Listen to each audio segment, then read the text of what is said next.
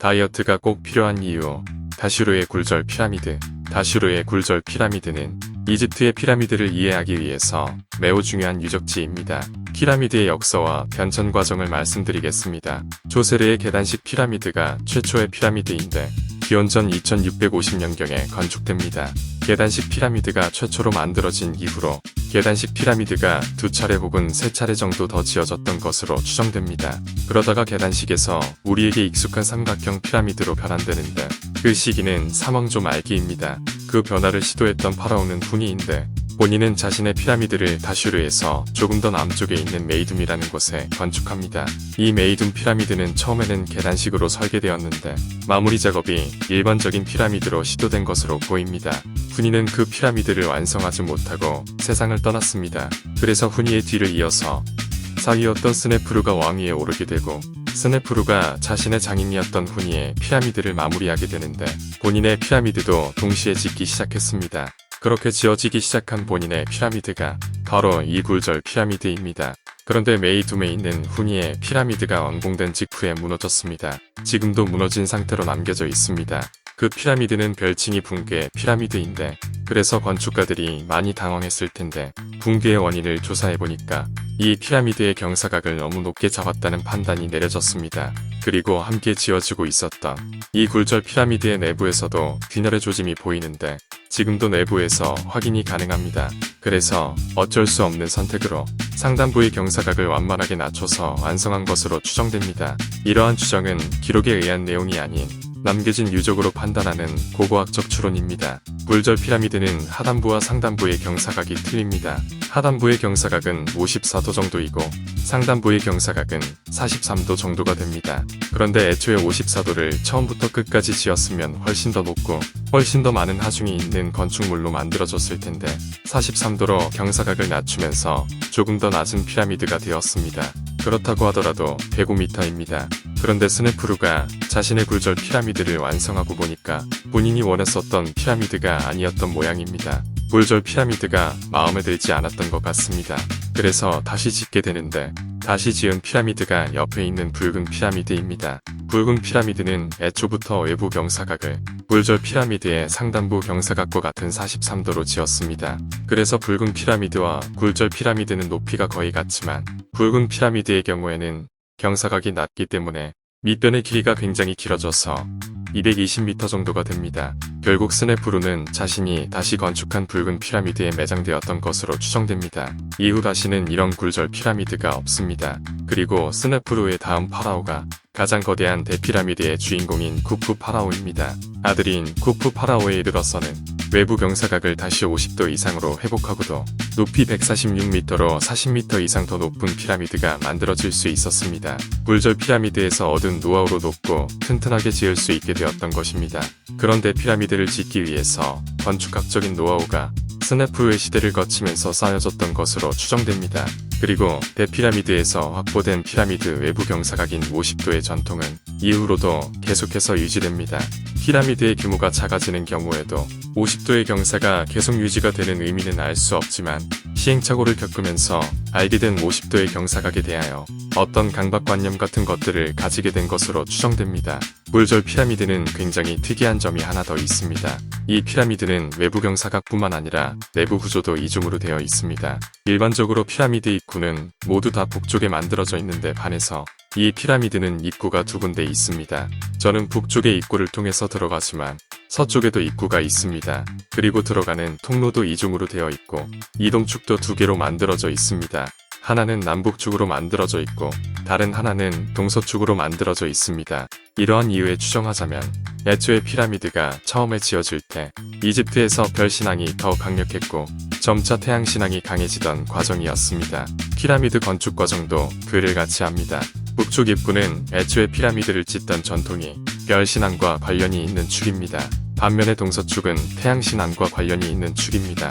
그렇기 때문에 아마도 당시 태양신앙이 점차 성장했던 것을 알 수 있습니다. 원래는 별신앙을 바탕으로 피라미드를 지었는데 태양신앙을 가진 정파에서 동서축의 피라미드를 주장하자 별신앙을 가진 정파에서 지속적으로 주장한 내용이 우리의 이데올로기도 우리의 신앙도 지켜달라였기 때문에 그래서 일종의 탕탕측으로 별신앙과 태양신앙을 모두 적용하는 방식으로 건축이 이뤄졌던 것으로 추정되고 그래서 남북축과 동서축이 함께 만들어진 것입니다. 이와 같은 추론은 이후 파라오들을 통해서 어느 정도 검증되는데 굴절 피라미드는 축 자체가 모두 다 이중으로 되어 있는데 그 다음 피라미드인 붉은 피라미드부터는 두 개의 축이 약식으로 적용됩니다. 모두 이중으로 만들면 아무래도 많은 노력을 필요로 하니까 약식으로 적용한 것으로 보입니다. 어떻게 바뀌냐면 입구와 통로는 남북축으로 형성되고 현실, 즉 시신이 매장되는 광은 동서축으로 만들었습니다. 굴절 피라미드의 내부 답사가 이집트의 모든 피라미드 중 가장 힘들다고 합니다. 통로가 매우 좁아서 뚱뚱하신 분들은 더 괴롭습니다. 폐쇄공포가 사람을 아주 힘들게 합니다. 그래도 한번 들어갔다 오면 높은 산에 오른 듯한 성취감을 느낄 수 있으니 몸이 불편하지 않으신 분들은 꼭 다녀오시기를 추천드립니다.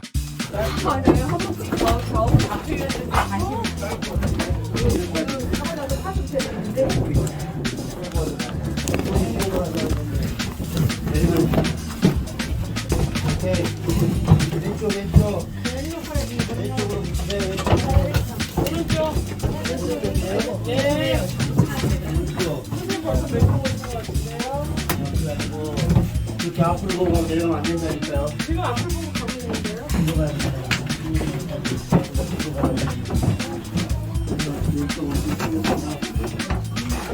앞으로 가시죠. 저도 뒤로 가는데요? 근데 뒤로 가면 여기 앞에랑 그냥 걸려서 안 보여.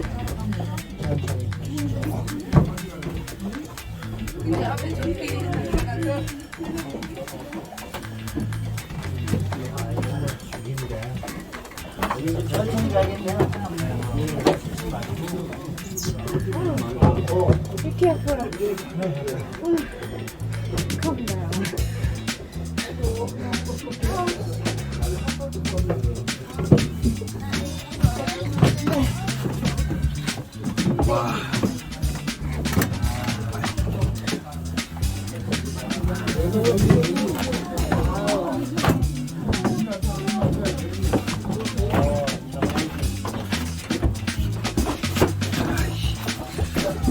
힘들다는 게 이런 말이 없구나.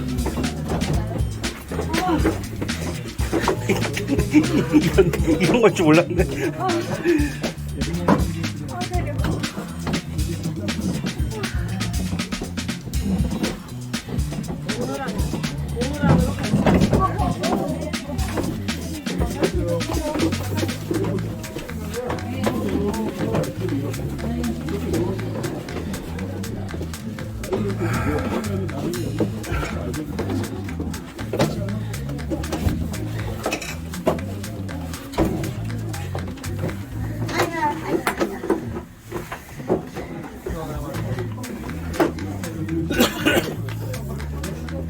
뒤로 천천히 오세요. 차라리 앞에.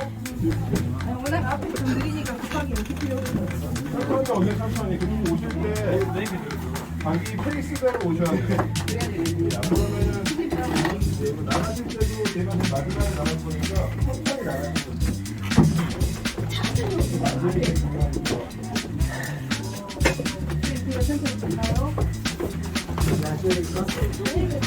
뒤로 가는 게 훨씬 편하네.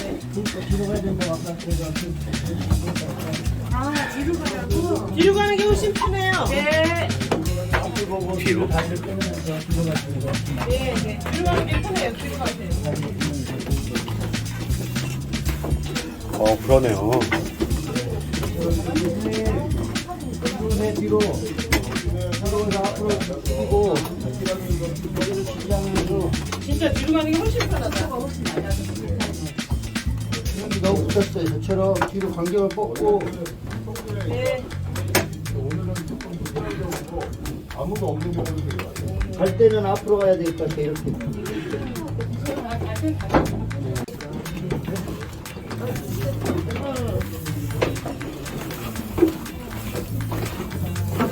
사람 없을 때 헛헛 내려가야 돼. 아니, 헛헛 갈 수 없어요. 앞에서 그렇게 빨리 가지 않습니다. 천천히 오세요. 이러고 치겠다는 말이죠. 빨리 오면 안전하거나요. 네, 빨리 오지 마세요.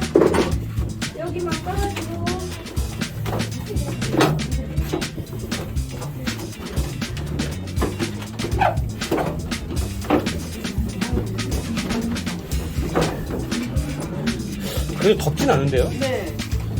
시원한데요? 습기가 없어요. 나 엄청 더울 줄 알았는데. 아, 여기 그날만큼 사람이 많지 않아서 아, 습기가 그렇겠다. 그날만큼 많지 않대요. 네. 찍어달라고. 네. 아, 그럼 그냥 오세요. 아니요.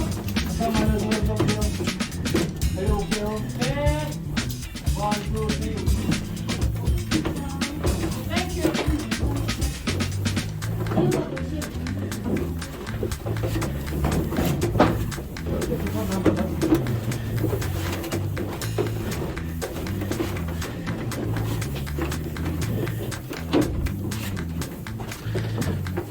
천정은 제가 다 닦아주고 가네, 이거.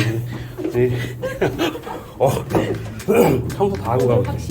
네, 청소를 내가, 힘만 안 찍으시면 훨씬 편한데 입장을 하시고 가십니다.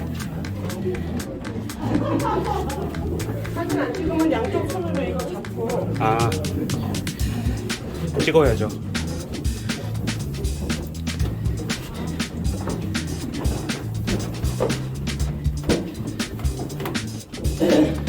한쪽으로 주머니에 넣고 손 양쪽으로 잡고 내려가면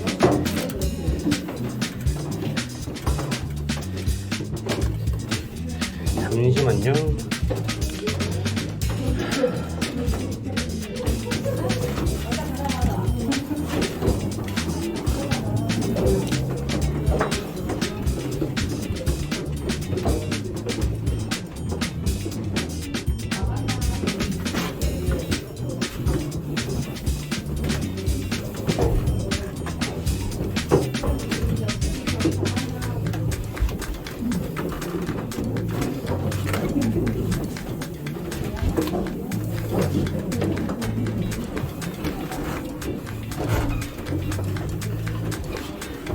내려가는 거 심해 내려가는 거 없어요.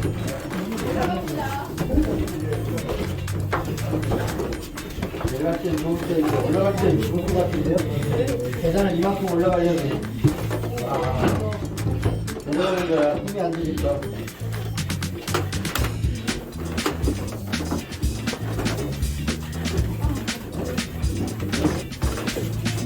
뭐가 나온 것 같은데?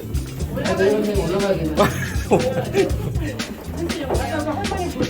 천천히 오세요. 자, 가다가 또 올라가는 거 아니에요?